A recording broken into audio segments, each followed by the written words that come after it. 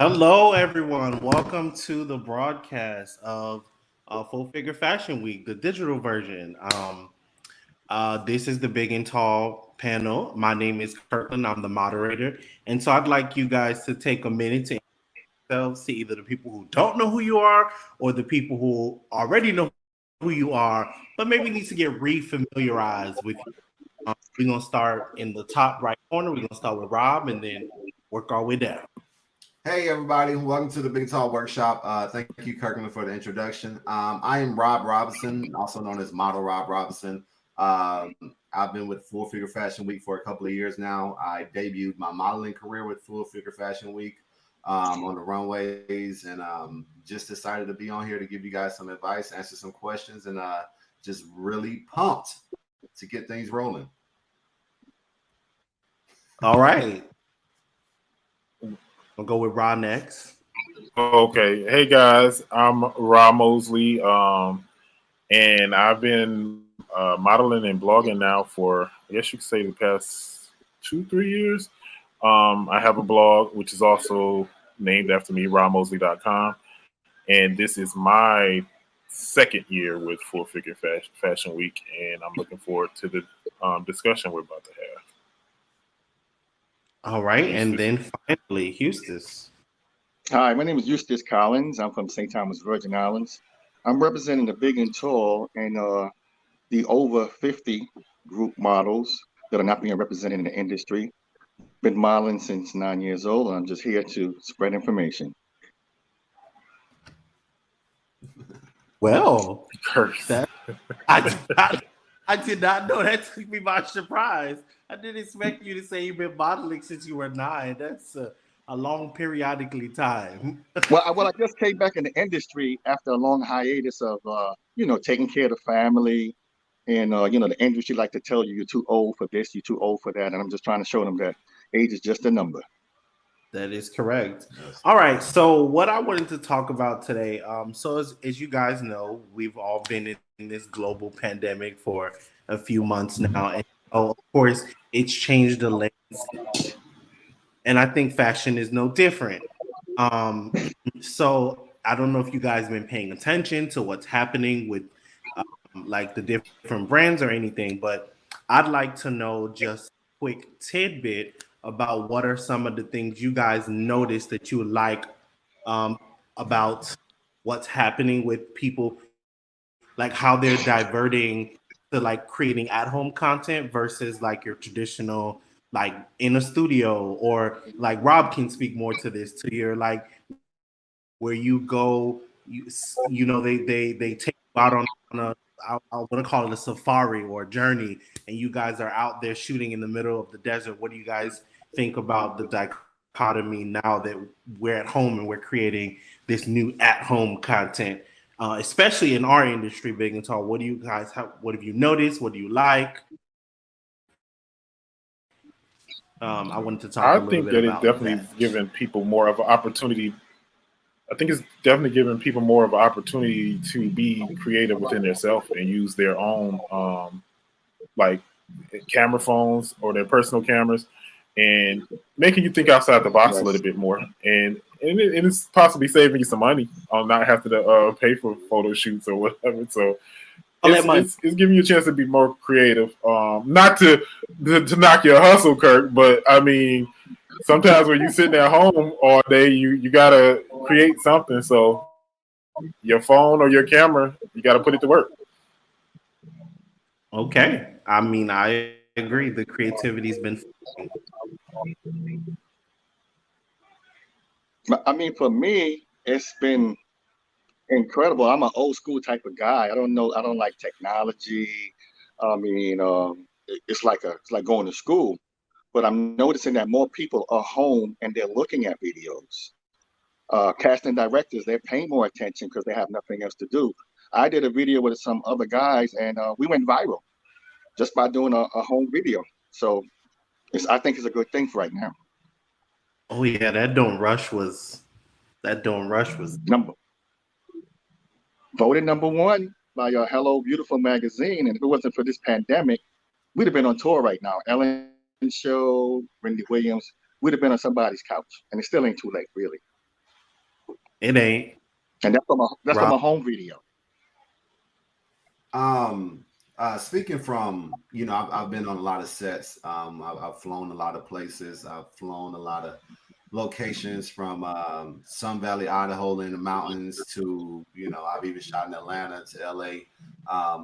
It really has challenged the creative mind of a lot of people. A lot of these clients that I work for or people that I partner with have having an old way of doing things, thinking, magazine print, we need to get in stores, all this type of stuff. And really the new norm is, social media. It's what we've been trying to transfer to over the past couple of years. And as we start to go into this virtual world of everything, there's a lot more jobs starting to become, it's not as many jobs in the photography industry anymore because you can do this at home. It's not as many jobs in the modeling industry anymore because I don't have to fly a model out. I could just pay a model to go take some pictures for me and use it as my print as long as I got it released for them. So I think the creative mind and push into the virtual world this pandemic has put on everybody has just like, look, now it's time. If I don't know how to use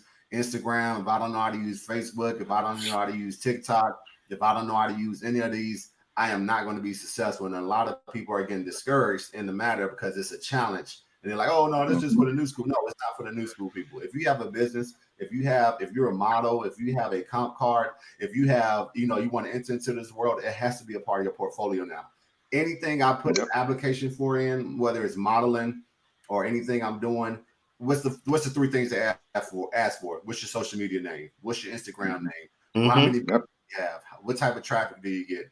It's not about, oh, okay, you was on this magazine cover or you was on that magazine cover. Once an issue is printed, that's passed. It's like, okay, you was good for that campaign, but now what can you do for us for the future?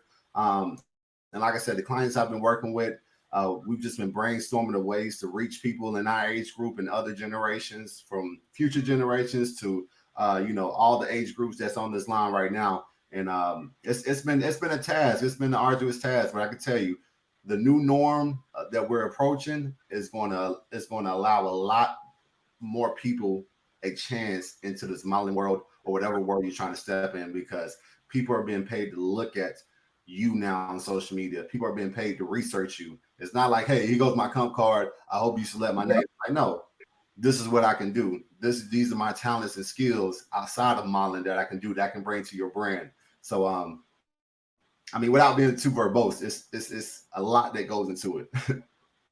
Okay, well, so I wanted to dive into that since we're talking about modeling. This is a big and tall panel. One thing I wanted to know, because the three of you are working models, as a content creator, one of the most asked questions I get all the time is, how do I become a model? That is the number one question I get across all platforms on a daily, if not multi-hour basis of a day.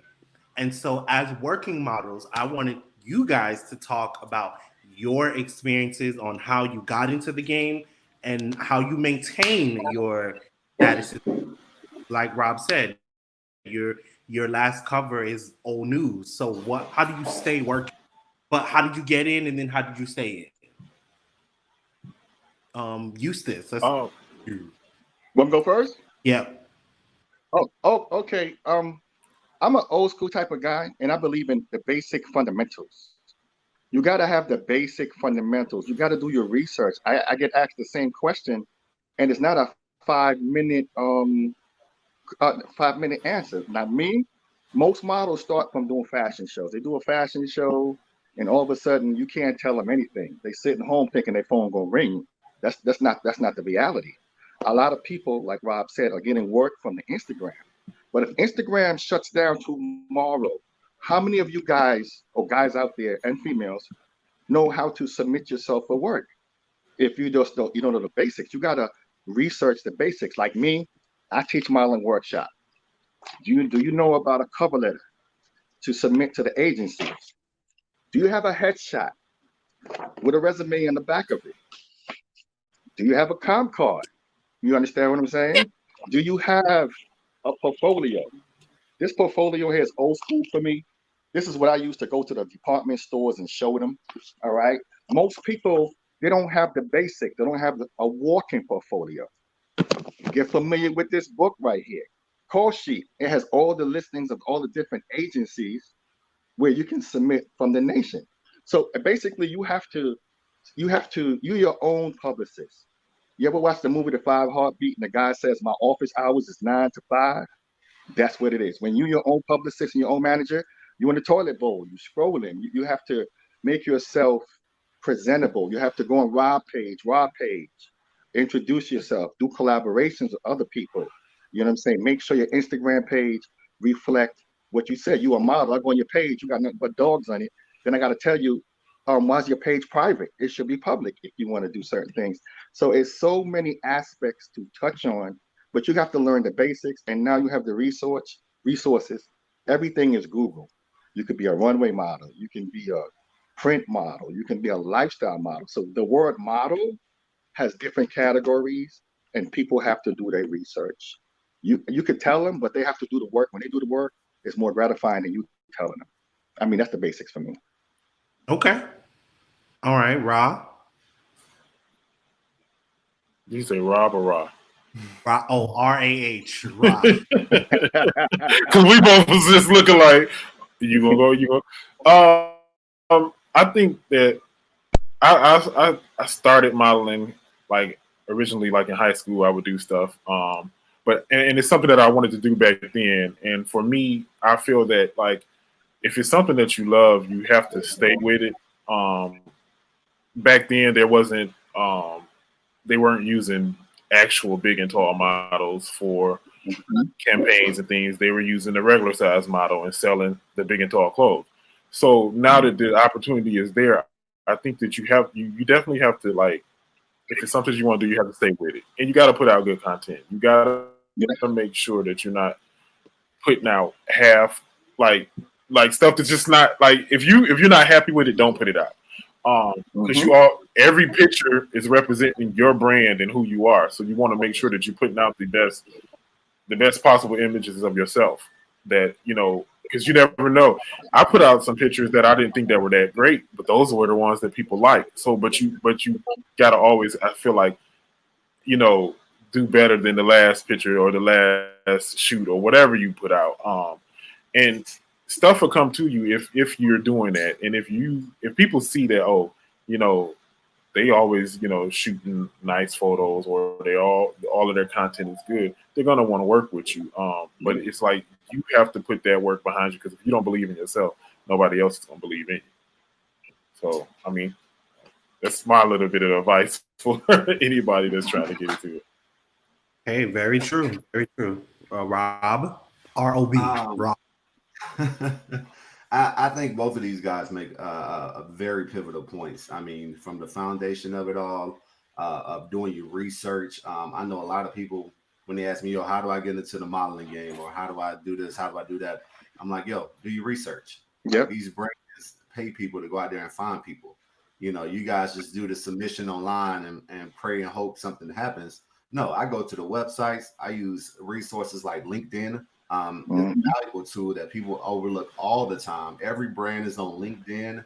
Every department of that brand is on LinkedIn, and every person in that department is on that brand on LinkedIn. So a simple email to somebody off a LinkedIn contact can get you in the door, where you got millions of submissions, thousands of submissions going to the same person, and they're just like, oh, okay, I guess I click on this. I guess I click on that. Oh, this looks like a cool name. Let me see what this person is about.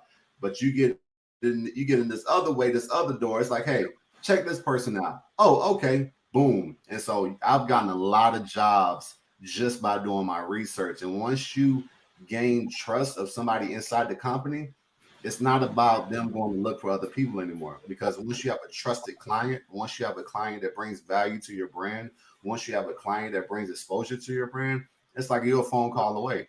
A lot of my emails only come through when their plane ticket's down, because it's like, hey, let me just call Rob and see if he's available for this. Hey, we got to shoot. One of you available? Can you for these days? Okay, I'll send over the plane tickets. I don't have an agent. You know, a lot of people are like, oh, who's your agency? I don't have one, because the work that the agency does in the big and tall world, from my experience, I can do on my own.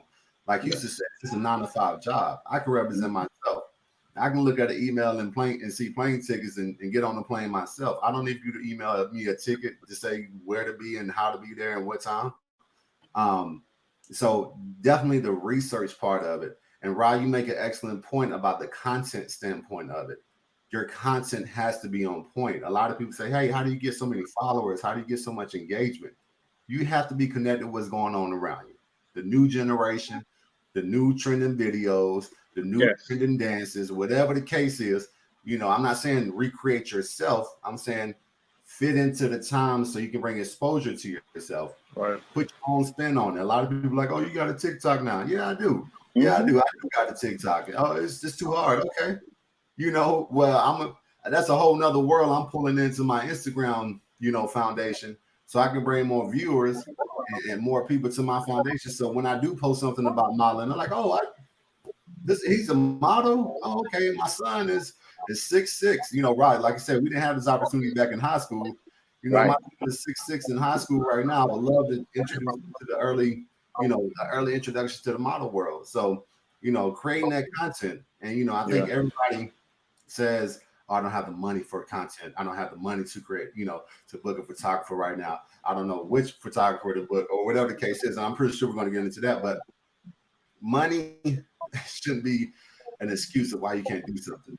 It's a lot of people out here on a top stage now because of one video that goes viral. Eustace, you talk about your video that went viral. A lot more people know about you now. Rod, I saw you one of the magazine ads from one of the big and tall companies that I follow. I was like, oh snap, like Rod was moving in silence. Now I see him doing and so can I also ask something when you finish, Rod?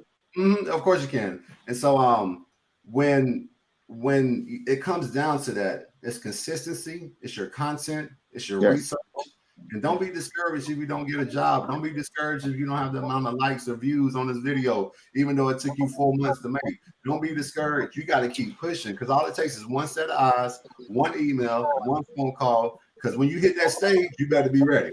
And I can tell you, Kirk, I can tell you, Gwen to tell you, once that stage hits, it's like, oh, now I don't even know if I have enough content to put out there. I don't even know if I have. So building a foundation for yourself, so you got a library of things to just pull from. Boom, I did this video. Boom, I did this photo shoot. Boom, flashback this photo shoot. Boom, this is what I'm doing. This is what I'm working with. So research, content, and the foundation will get you where you need to be when you want to be a model and network. And I'm pretty sure. And don't be scared to put yourself out there. Because what I did is, like you said about money, I had to buy a suit, right? I know I'm acting, I'm modeling, so I need to buy a suit. You know what I did? I take myself walking into a store, my stylist. I pointed to a FUBU campaign ad. I went and bought a FUBU suit.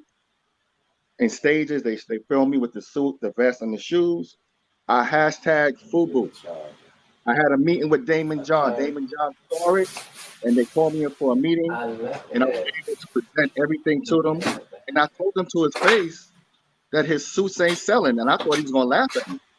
But he understood where I was coming from. I told him, listen, I'm the bridge between streets and fashion. A lot of older guys, they don't go to fashion shows, but if they see somebody else, a big and tall, or older guy wearing a suit, they will buy it. And he actually listened to me and agreed with me that he has to go back to the streets. So you have to present yourself, put on the basic store you go to, take a picture of the clothes, hashtag it, go to the owner, start negotiating. Can I get it clothes in a magazine, whatever. But you have to believe in yourself because nobody else is. And when they see you believe in yourself, then they'll start looking at you also. Okay, those were all good points. So here's something that I thought about. Rob sparked my with this about people saying they don't have enough money to create content. Also, like I said, I'm a content creator and a photographer. So the number 2 question I get, how do you afford photography? So when you guys were getting started, how did you get with your beginning photographers or your photographers in general? And then I want to pivot that into working. So I know Rob talks about this a lot. I talk about this a lot, about working for free. but I want to know in the beginning when you were just getting started and just figuring it out, what kind of deal did you work out with your photographer? And if you didn't, then did you? Yeah, what kind of deal did you work out with your photographer, and how do you feel like that elevated you to where you are now? Right. We started with. Right, H. Okay. Well, in the beginning, I definitely I shot with a couple friends that were photographers. I paid them, and some of them did some of the stuff for me for free. But I definitely helped put their name out there as far as putting it on my blog, always tagging them in the pictures, letting people know that I shot with them so that they could get more clientele. And then now, like, you know, I shoot with a couple different photographers, but I'm learning to self shoot also. And I want to shout out to Frankie Tavares, because Frankie, I hit her up one day because I was always seeing her pictures, and I'm like, Frankie, you got really good photos. Who does your photos? And she self shoots. She self shoots herself, and she stages all of her backgrounds and all of that, and she does all of this herself. And it's just like you would think that she was shooting with a professional photographer. Her content looks really good. So from there, I was like, I'm gonna start trying this more. I've done it before, but now it's like I've been trying it a lot more and coming up with some great content. So I think if you just take your time and, you know, whatever you got to use, is even if it's your phone, if you take your time with learning to self shoot a little bit, some of the stuff that you could get on your own. Sometimes you don't have time to wait, you know, for the photographer to edit and send the photos to you. And it's something that you could do all on your phone or on your laptop yourself, and be more self-sufficient with putting your content out there. Like, because you could shoot with a photographer and have those photos coming in, but in between you could have more stuff that you did on your own. That way you could keep it rolling and keep stuff going out. So I definitely would suggest that people, you know, start learning to self-shoot a little bit too in between other shoots. Okay. Eustace? When you do a photo shoot, you have to have in your mind, what are you going there for? You know, I hear a lot of models talking about, I want to get paid, I want to get paid. So you got to ask yourself, why should you get paid? You know what I'm saying? Nothing personal. What are you bringing to the table that they should pay you? Like when I do a fashion show, I'm making sure that I'm giving the photographer my business card before the show, because after the show you can't find them. I'm making sure I'm giving my business card to the videographer, because after the show you can't find them either. You understand? So a lot of people, they shoot, and as soon as they get content, they run on Instagram and Facebook and post it. I have content from 2 years ago that I haven't posted. Now the reason why I didn't post it is sometimes I just hold the pictures and I self-admit to magazines, and I'm telling my story with the magazine. So 9 out of 10 times when you shoot with a photographer, it looks pretty good. And with these new phones, you ever see them girls that run the phone through the app, and you know exactly they don't look nothing like that. So with these new apps now, you can actually make your photograph, fine tune them, and like Ross said, you know, I'm using one of those, what they call the photography with the stand with my cell phone, and it's fun. It's to the point now when I go for a photographer, I'm telling the photographer which angle I want to be shot at, because I already had a dress rehearsal with my phone. And even the photographer was like, wow, I wasn't thinking about that. So I'm all about angles. So you have to ask yourself when you do a photo shoot, what are you going there for? You have to get your you know, if it's free, ain't nothing for free. You're getting a picture, and you want to make sure that's for your online portfolio, for your Instagram. And sometimes just hold the pictures. Photographers will work for free. They're trying to build up their book. So, you know, one hand works for the other. There might be a time you might need him for a paying gig, and he's going to give you a discount. So everything has to work for you, basically. Rob, R-O-B. Great points. I mean, just to add on, Rod, you make a great point about self-shooting yourself, and then, you know, Eustace, piggybacking off you know, knowing your angles. I think a lot of people come into this industry, and they look at other people's photographs and they look at other people's photography, and I'm like, yo, this person is, you know, 5'11". You know, you're not going to get the same angle because you're 6'5". You know, you're 6'6" or whatever. You know, whatever weight you are. You know, I've seen a lot of photography where I'm like, yo, this is such a dope angle. And then I go stand next to the same pole from the same angle, like, oh, at the top of the building. You know, they just see the stoplight, you know, so it illuminates. I'm looking at the top of the building at a pigeon coop, and I'm like, oh, this is not what I envisioned, other people's photography.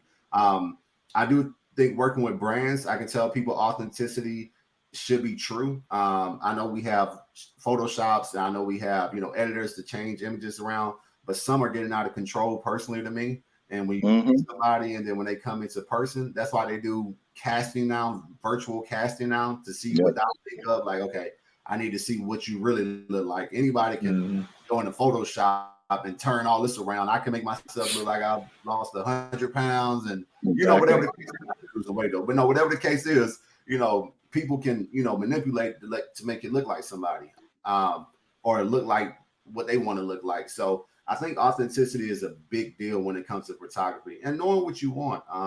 Kirklan, you said working for free. This is about networking. You know, if you're coming to the table and you don't really have the foundation that everybody else have, you can't charge any money. It just doesn't work like that. You can't be too prideful to the point where I know I'm worth it, and I know I look this way, and I got potential. If I ain't, you know, if you ain't gonna pay me no money, I'm not doing it. You're gonna be sitting right there in that chair and talking about everybody else that stepped right in front of you and how they end up on them covers and how they did this because they look. You got to make a sacrifice. Kirk, you know, we did a trial for the first time. When you reached out to me, I was honored. Like, yo, somebody wants to do a blog on me. Like, I've never had nobody ask me to do a blog. Of course, I'm there. What do you need? You know, how can we do this, Kirk? And from there, you build a network of connections. And so, you know, people like, well, hey, you work with SL Tribe, you know, how's this person? So the relationships, they just continue to fall in line. The network fall in line. Now, should you do everything for free? No. No, you know what you're worth. Yeah. And it's okay to go sometimes because they always come back. Trust me. If you are worth, come back and charge double. Yep. You are worth, and you know what you are worth, they will come back. Guaranteed. So whatever number they throw at you first, I'm not. I'm okay, thank you. They'll come back in 2 weeks. Well, this is the number we have now. We would love to work with you. And so many people are so afraid of saying no, and so many people are so afraid of, you know, like, I got to take this. This is my only opportunity. Let me take it. And then you become like industry. I can't use that word on here, but you become an industry pop around. So you in everybody's event, you're doing everybody's shows, you're doing everybody's, and you like, oh, he over here now, he's over here now. And I speak the truth in whatever I talk about. So, you know, people, this is a whole lot of I give you the 100% truth, and anything from day one. I've always talked about everything I've done and everything, the experiences I've had. Do you set yourself apart, know what you want to bring to this game, value yourself, network, create your content, and just like these guys said, know who you are. Authenticity is real. Yeah. And I think too that like during this quarantine and pandemic too, a lot of stuff, opportunities have kind of shifted a little bit, and because we can't do things the way that we used to. So sometimes a brand might approach you that, you know, it might be a up and coming brand or something, a product or something that's fairly new.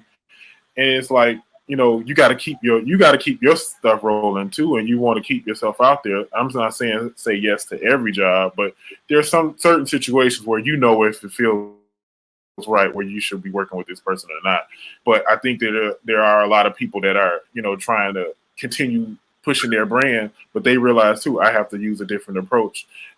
Maybe I can't pay you what you're normally getting paid, but I really want to work with you, and you kind of gauge whether it's something that you want to do or not. But I think that that's a way of keeping things rolling to keep yourself out there also. And you got to kind of like play the game a little bit, I guess, to which jobs that, you know, you are willing to do for almost free or for whatever or not. Like you gotta be able to decide that for yourself. Yep. I think that's very important. So Rob and I talk a lot about working for free. That's like, I feel like one of our running things. It's like we talk about working for free. And so Eustace, I'm gonna pan over to you with this question about working for free. So while you guys were talking, I sketched out this thing. It's like the art of saying no. And I think like you said, people say yes to everything when they're just getting started because they're afraid to say no. And so, Eustace, what I'd like to understand from you, since you've been modeling since you were 9, you're a silver fox, so you probably have a lot of experience in saying no to shit. So, like, how do you master saying no, and when do you decide it's time to say yes to an opportunity, especially when you're being approached, to work for free? But you know what it is? I tell everybody, even up and coming, you have to be diplomatic about saying no. You just Mhm. can't hurt people's feelings. Like somebody will come with a product, and I'd be like, "Oh, that shit is garbage." Can I say that word? It's garbage. But you make up an excuse. You said, "Oh, you know what? I'm busy this week, or I'm booked for a shoot." Like recently, I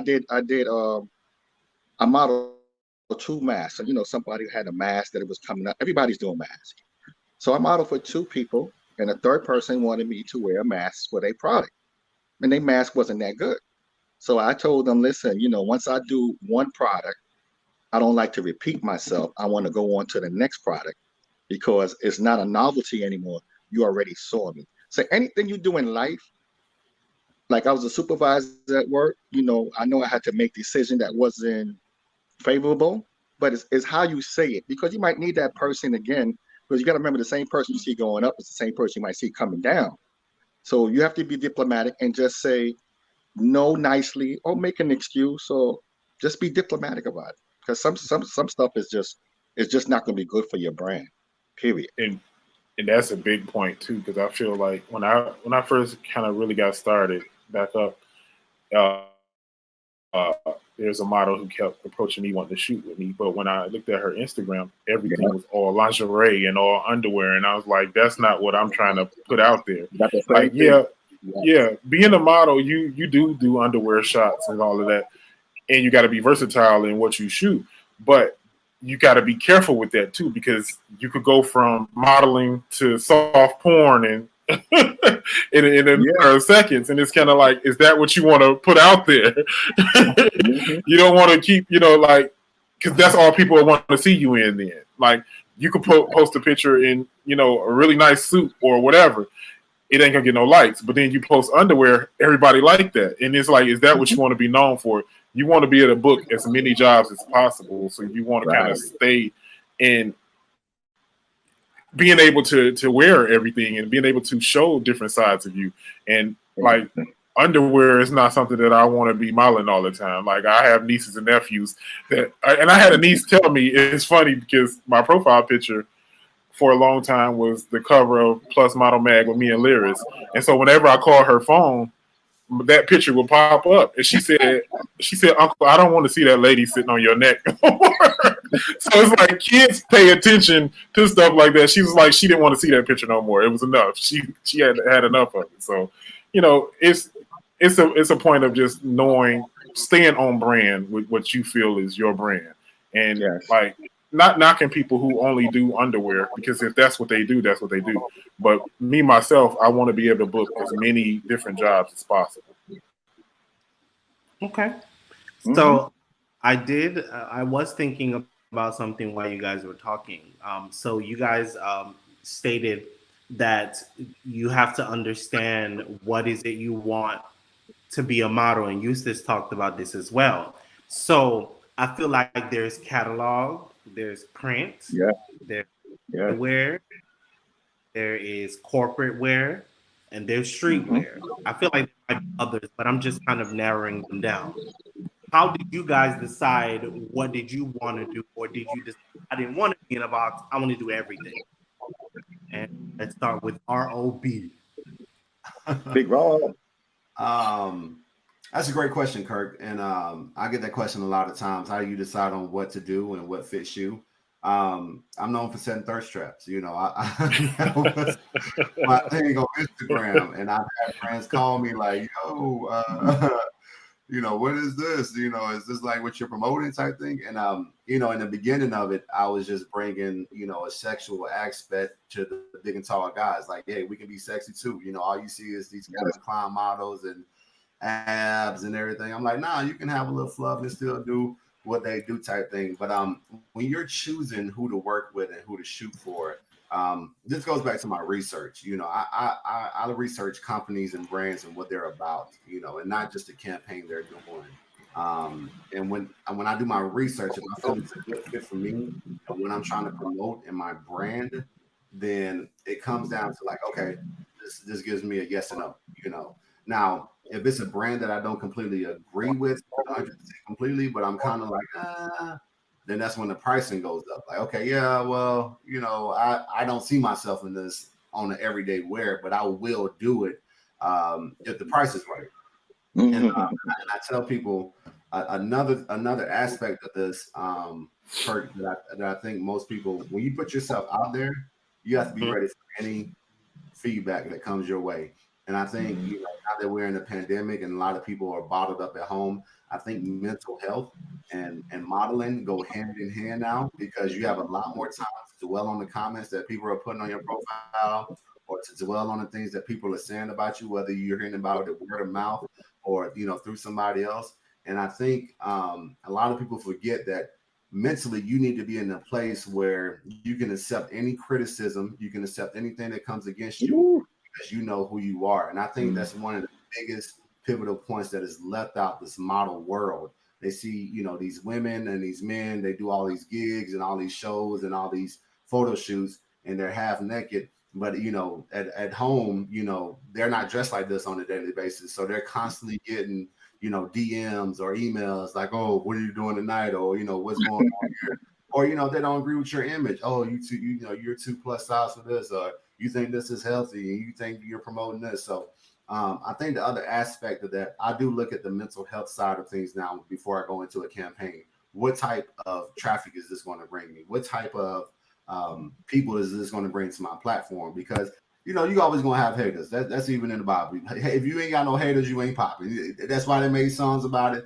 If you got haters, you're doing something right. But you got to have a foundation mentally to handle anything with any campaign, any advertisement, any post, any video that you're doing. So you're like, oh, okay, I know I was gonna get some feedback from this. It doesn't bother me. I'm good. So that's how I go about choosing the campaigns that I do it. But I'm you know, lingerie wise and you know, like I'm not a big fan of, like, you know, the underwear that I've seen people to pay me to promote, big money to promote. I'm like, nah, like I don't want to be looking at this 20 years later, you know. Like, why did I do that?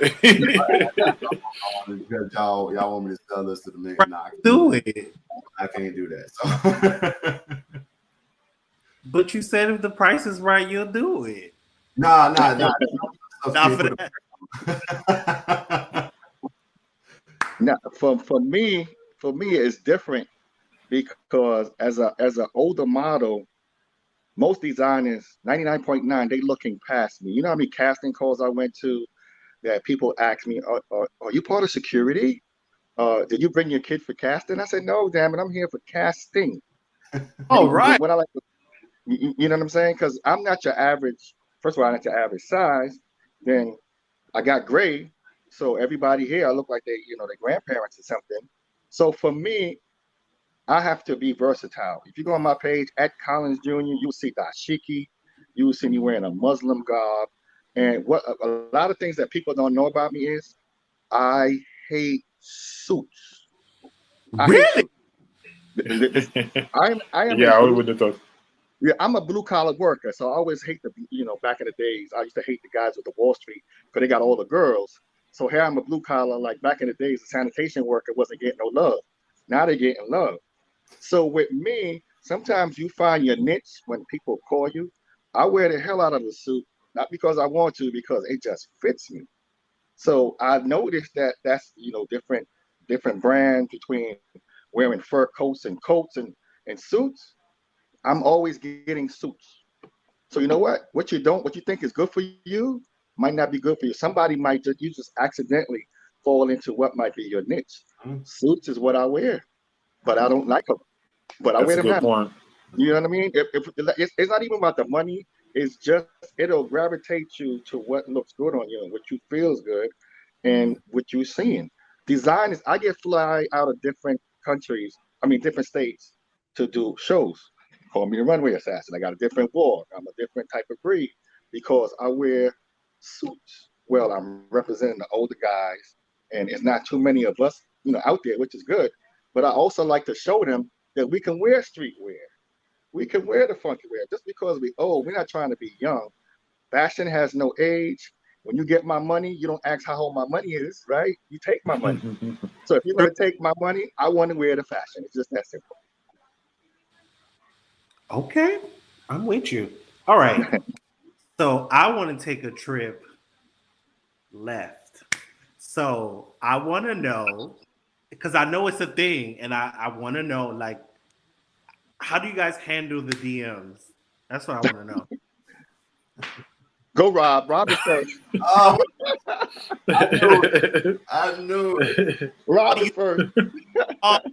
Pass it off to him. That means you know more.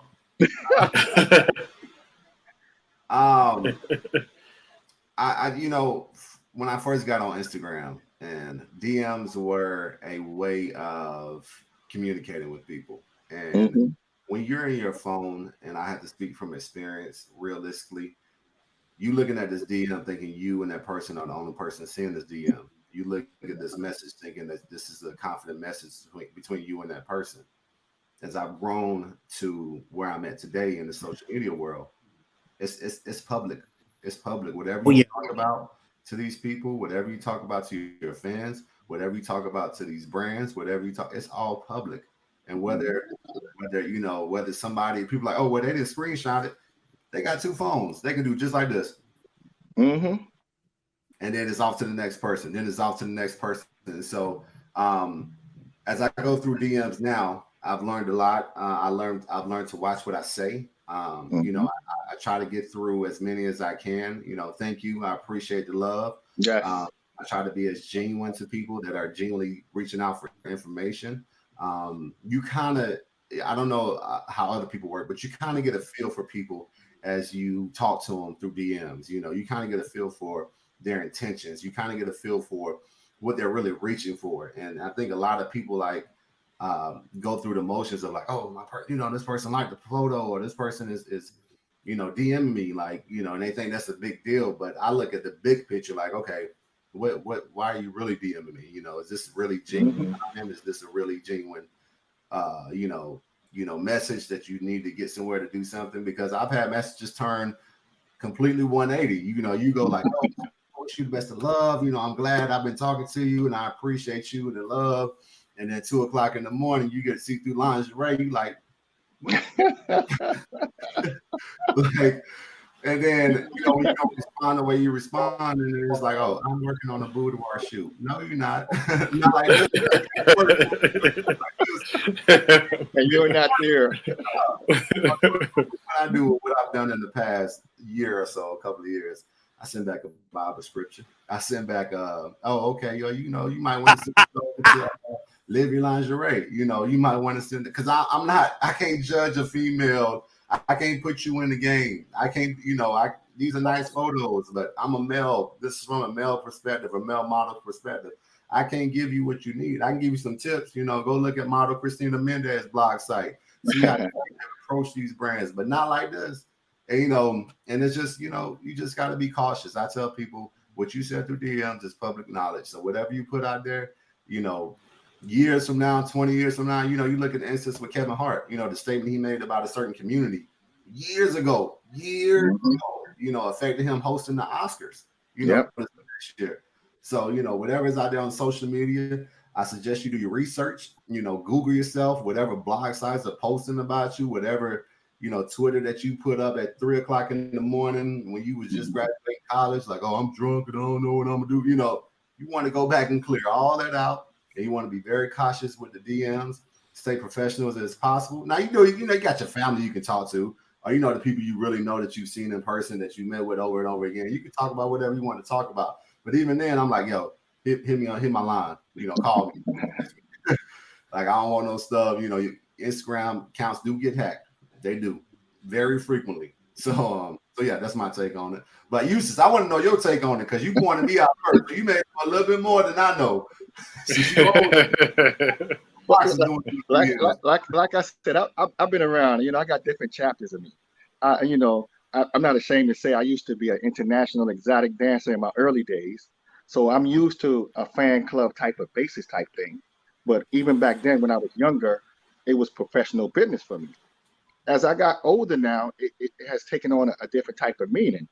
As like I said, you want to network. So everybody that DMs you, I like to look them up and see what they had to offer, who they work for, airline tickets. I'm into getting discounts or everything. So I'm into network.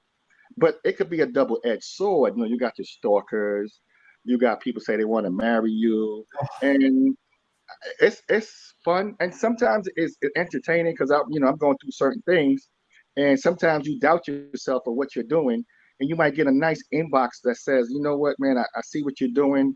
I appreciate your work. You inspire me to work out. Look at my clothes, and that kind of give you the motivation to keep on going because, like we all know, this industry doesn't, and it's not what it appears to be. They see our pictures and they don't know the grind. They don't know how many disappointments we had before we had that approval. And sometimes the fans could take you over, and the fans will work for you. One time I said hello to somebody, and they was like, "Oh my God, I can't believe he answered." I'm regular. I take the garbage out every Monday and Thursday, so I'm not a superstar in my book. You know what I'm saying? I go to Home Depot on Saturdays. I'm regular. But just taking the time out, I even sent a lady a picture of me, and the lady's like, "Oh, my mother loves you," and I sent that picture. She got it hanged up next to Denzel, so that's kind of good. You know what I'm saying? I love the old women. So I mean, fans will work for you. Fans will take your picture and share it to other people that never saw you, and you'll be surprised. And then, as a man, women come on to you and men come on to you. So you can't be homophobic. A man telling me I look good, I don't get bent out of shape and say I'm not going to answer him. As long as he's in place, thank you so much for the love, XYZ. Oh my God, he answered. You know what I'm saying? You have to be cool, but then, like you said, you got to know when to draw the line. Like you said, it's nothing private. But it's a lot of stories, Rob. We have drinks and we talk about it. I got you. Well, I think that y'all pretty much covered everything. I definitely do believe that you definitely to be careful with responding and how you respond to people. Because I booked one of my campaigns because of a DM, and at first I was a little skeptical about responding because I've got plenty of DMs saying, "Hey, I want you to model my clothing," and it turned out to be some type of scam, and it's like you got to weed through that stuff. Unfortunately, you got to go through that. But some people are genuinely legit and want to work with you, and they're representing a good company, and so you kind of you want to read them at least. But I think early on you'll know whether it's something that you don't want to be involved with it at all, and you just don't respond, or you respond and say, "Hey, thank you, but I'm not interested."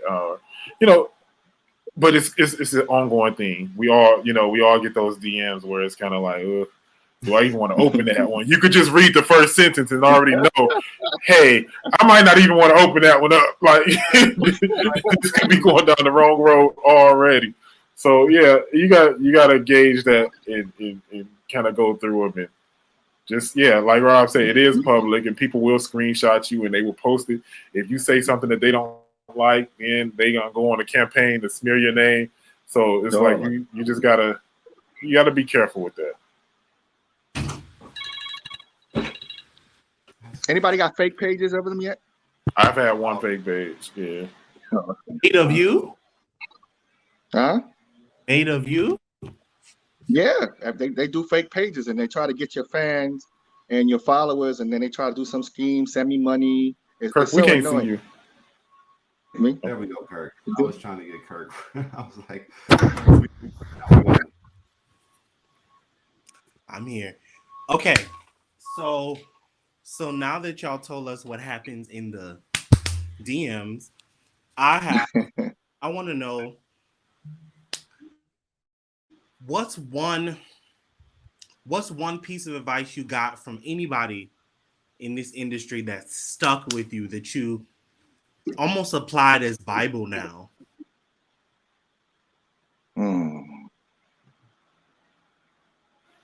That's not all answered at the same time. Yeah. Okay, I'll go. My friend Mika Nicole, she passed away a couple years. ago, and she was like, she really like in the beginning, she was like, "Rah, you on your way." Like she always was hyping me and making me feel good about what I was doing. But one thing that I think that she told me that like stuck with me always is never let anybody tell your story for you. Always, if it's anything that you want to put out there or anything about you that people don't know, don't let nobody else tell it for you, and don't let them take that from you. You represent yourself at all times. And I always think about that when I think about her and the conversations that we have, because like she would be the first one. She had an online radio show, and I was on her radio show. And Mika was a little, you know, she would push the button with the questions and stuff she asked, but it brought something out of me that I felt I needed to like kind of loosen up a little bit and have fun with everything. So those are some of the things that like I will always say that she really pushed me. And that's one person that was in my pops. My pops is my number one fan. Like he always be like, "Hey, I love what you're doing. Keep doing it, and don't you on to something." So yeah, those are the few of the people that I think that have been pushing me. And next, ROB. I would say the most important thing is probably coming from a lot of people. More so my mentor Christina Mendez, who actually got me in this model world. But be slow to speak, and that's it's patience. A lot of times when somebody say something or give you something or say, "Hey, you want to do this?" Everybody's like, "Yeah, let's do this. Let's go do this."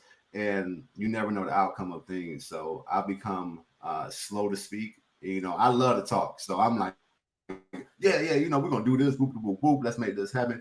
But I've become more of like, okay, all right, we'll be in contact. Or okay, all right, thanks for the opportunity. We'll follow up. At the beginning, coming into this industry, I was like, yeah, I want to do that. Yeah, sign me up for that. Yeah, I got you. No problem. Call me right now. Give me information. I'm doing it. So I just think overall you can sum it up as just patience, just having patience and knowing that, if it's meant for you, it's meant for you. It'll happen. Mm-hmm. If it's not, there's another door, another opportunity down the road. And, talking to, the heavy hitters on this call and the heavy hitters in the industry that was here before me, like Miguel and people like that, it's just like, they're like, "Yo, your time is coming."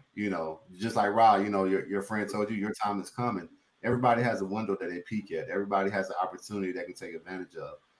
But patience, what I've learned, that it's gonna happen. If somebody told me I was gonna be on a billboard in Vegas 2 years ago, I would have been like, Billboard. So it's I'm blessed, and it's just patience. Patience is my word of advice. Okay, so now that you guys are seasoned, go Kirk. I know I didn't forget. What happened? Go ahead, Eustace. My stuff is basic, man. Be thirsty, be hungry, but always be humble. You know what I'm saying? And you have to believe in yourself, because if you don't believe in yourself, nobody else is going to believe in yourself. I mean, all of us here have our own testimony. I mean, we wasn't accepted. Nobody gave us the red carpet treatment. You know what I'm saying? We had to knock on the doors to let them know that we're here and we're not going nowhere. So big and tall, short and stubby, if you believe in yourself and present yourself and be humble, they got to listen to you. Just believe in yourself. Yeah. Basics. Good one. Okay, so actually, I'm changing my question because I feel like this question might be a bit more impactful. I shoot a lot of guys, and the primary thing that I hear is that this is my first time shooting, or I don't feel confident. And I would like to know from each of you, how did you gain your confidence? And if you remember, what was the moment that you remember getting that confidence, if you remember? Oh, wow. I can go first if y'all want me to. Okay. Y'all mind. Yeah, go about. I remember when I first did Full Figure Fashion Week and doing this runway show when I was selected. I was nervous. I was extremely nervous. I was so scared going down that runway, and it made I had to look like it in the videos when I did my casting or when I showed up for my casting. But hearing about Gwen and her team and they don't play and you better come correct with your comp card, Slay, they, and I was like, oh my God, this is like America's Next Top Model for big and tall men. Like, crush me and I don't need to be on the stage. And but I think when you realize you want something bad enough and you realize that you have what it takes deep down, I think everything around you becomes dull. It becomes, irrelevant. It becomes, it's like you walk in your own world, because what I've realized is that you can open up somebody's eyes to something they never thought would work, Mm-hmm. So, you think a lot of superstars are born out of recreating an industry or a brand or recreating something because they never thought this would work. So, when I walked down the runway for the first time, it was just like, all right, deep breath, jitters are okay, being nervous, okay, but I released everything. I was like, you know what, I'm a rocket, like I'm going to rock it. I'm a rocket because I know who I am. I'm a rocket because I know, what this camera is going to see. Even with photo shoots, when I go into settings where, I have all these cameras around me and they want to make sure they get the right image. When I'm just being myself, those are the best photos. But when I start trying to be like somebody else or a picture I saw in the front of a magazine, they come out the worst. And so I just tell people, just be yourself.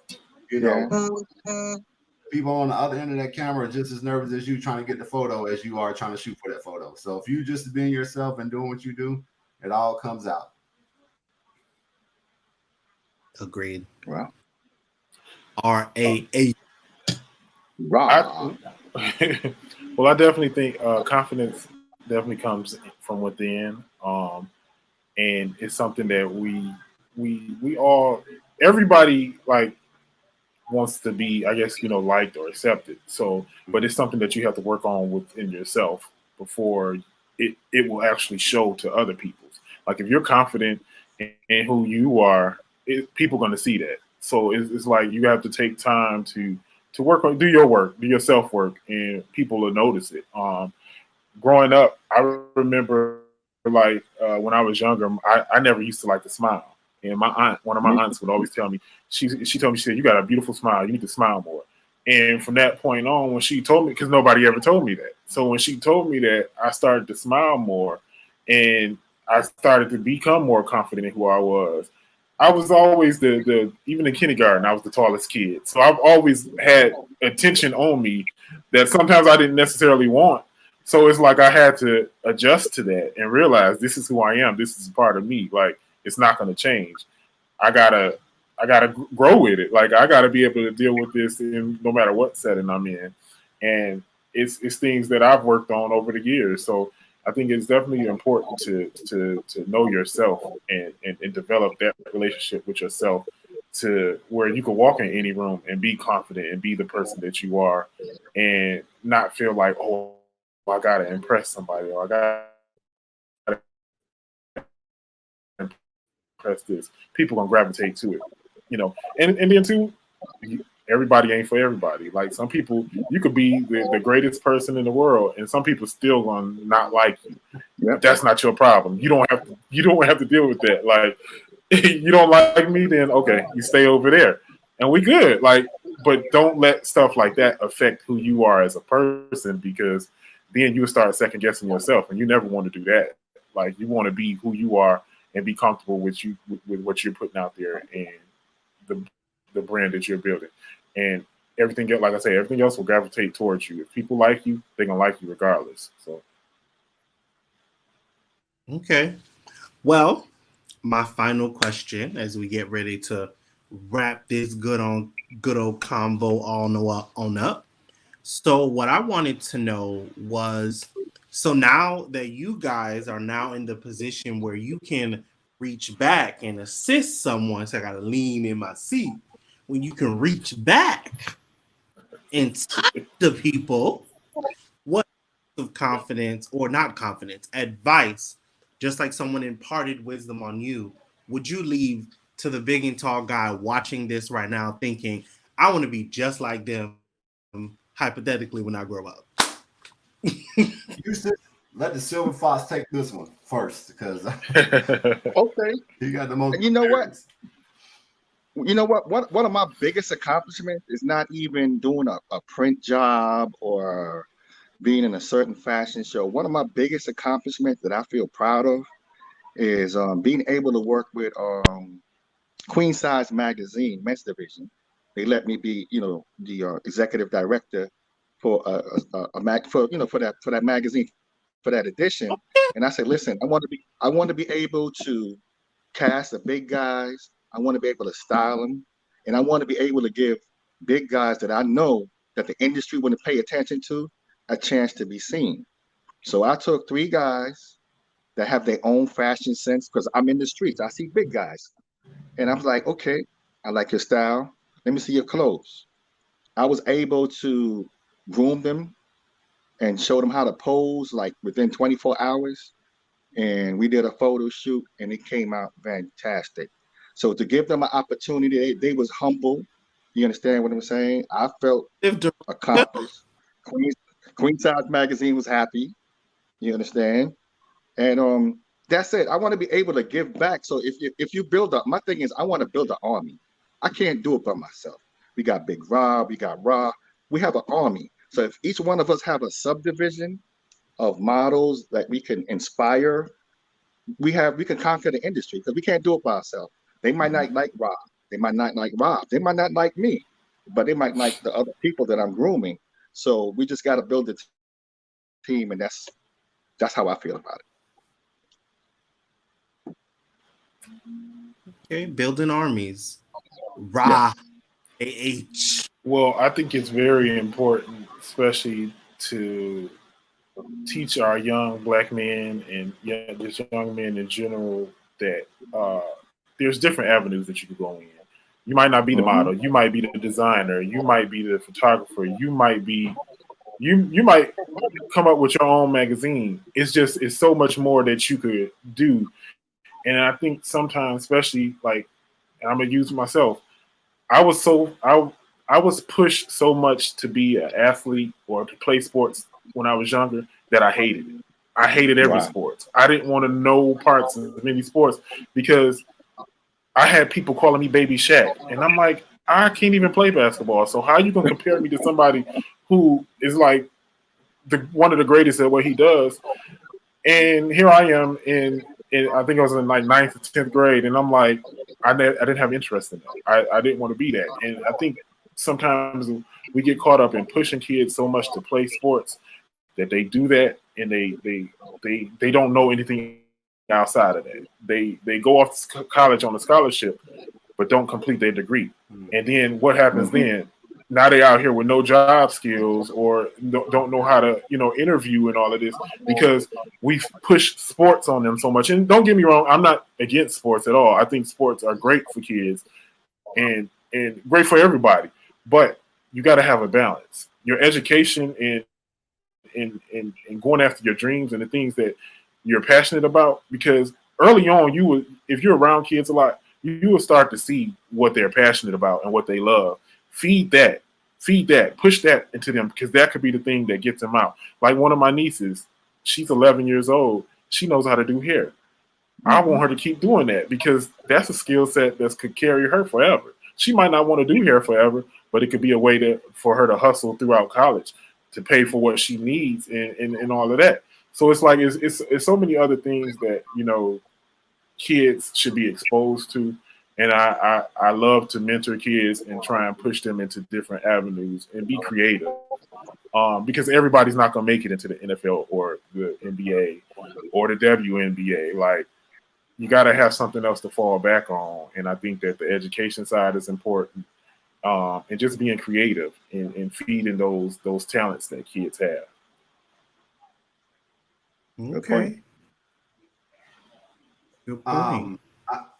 Great points you guys you have made already. I think the one point that I want to hit on, in leaving or giving back or the future, is when we talk about generational wisdom. You know, we look at the Gwens and what they've done. You know, a lot of people just see, Gwen and her team, or Full Figure Fashion Week is something that just, it's just a program that we started some years ago. You know, I've done my research.